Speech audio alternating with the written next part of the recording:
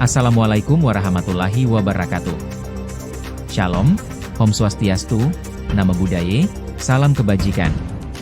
Dasar hukum LSM sebagai kontrol sosial utamanya adalah Undang-Undang Nomor 17 Tahun 2013 tentang Organisasi Kemasyarakatan, Undang-Undang Ormas, dan berbagai peraturan terkait seperti Undang-Undang Keterbukaan Informasi Publik, yang memberikan landasan bagi LSM untuk mengawasi kebijakan pemerintah dan mengupayakan transparansi serta akuntabilitas publik.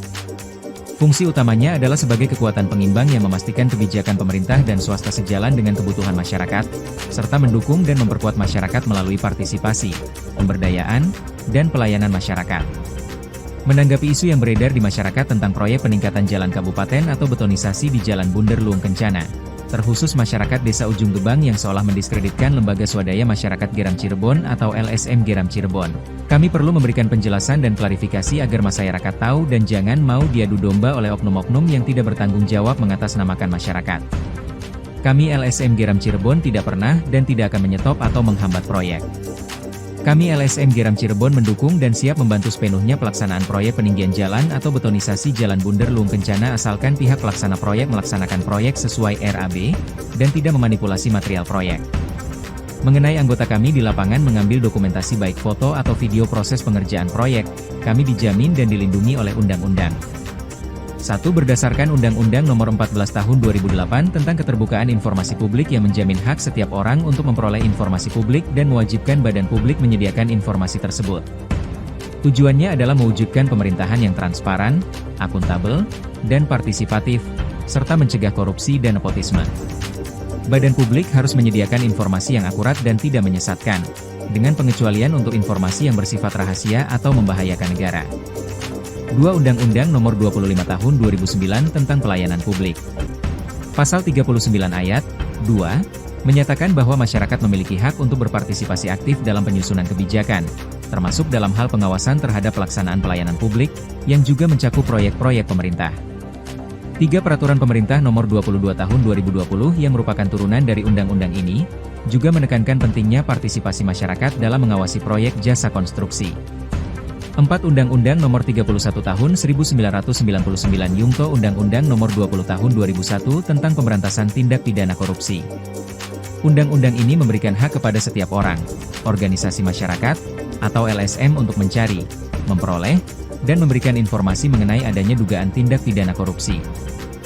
Undang-undang ini memberikan hak kepada setiap orang, organisasi masyarakat, atau LSM untuk mencari, memperoleh, dan memberikan informasi mengenai adanya dugaan tindak pidana korupsi.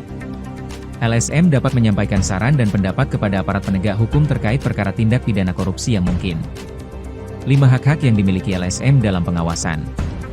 Berdasarkan landasan hukum tersebut, LSM dapat melaksanakan pengawasan proyek pemerintah dalam berbagai bentuk, seperti memberikan masukan dan informasi, menyampaikan informasi atau temuan kepada pihak berwenang mengenai dugaan penyimpangan dalam proyek, melakukan pemantauan, mengawasi jalannya pelaksanaan proyek secara langsung, dari tahap perencanaan hingga selesai. Menyuarakan pendapat, menjadi sarana penyalur aspirasi masyarakat terkait proyek yang tidak sesuai dengan kebutuhan atau tidak transparan.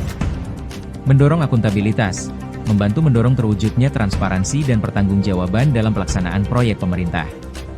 Dengan dasar hukum tersebut kami lembaga mempunyai hak dan kewenangan untuk memantau pengerjaan proyek sesuai RAB atau tidak, detail rencana pembangunan yang telah disepakati oleh pihak pemenang tender dengan Dinas PUTR, seperti material pasir, batu, semen, besi, ketinggian jalan atau pondasi, lebar jalan atau pondasi itu semua sudah ada ketentuannya.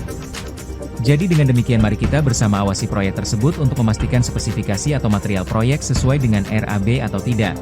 Karena selama ini temuan anggota kami di lapangan sangat jauh dari kata layak dan terkesan asal-asalan. Jika hal demikian dibela dan diabaikan justru kami salah karena kami sudah diberi mandat oleh undang-undang untuk mengawasi hal tersebut. Dengan material yang seadanya dengan kata lain asal-asalan maka hasilnya juga tidak sesuai harapan. Seperti tidak kuat atau tidak bisa bertahan lama bangunannya. Nanti kalau sudah hancur jalannya atau pondasinya ambrol akan memakan waktu puluhan tahun untuk pemerintah daerah mengalokasikan dana untuk memperbaikinya. Maka sebelum terlambat mari kita sama-sama mengawasi proyek tersebut. Kita sudah puluhan tahun mendambakan jalan tersebut dibeton atau diperbaiki.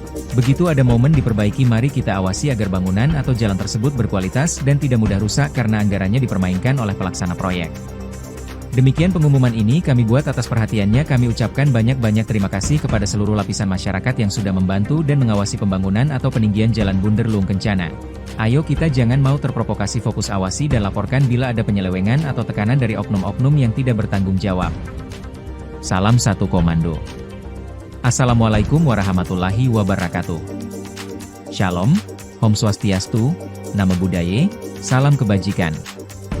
Tertanda Tim Hukum dan Politik DPP Girang Cirebon.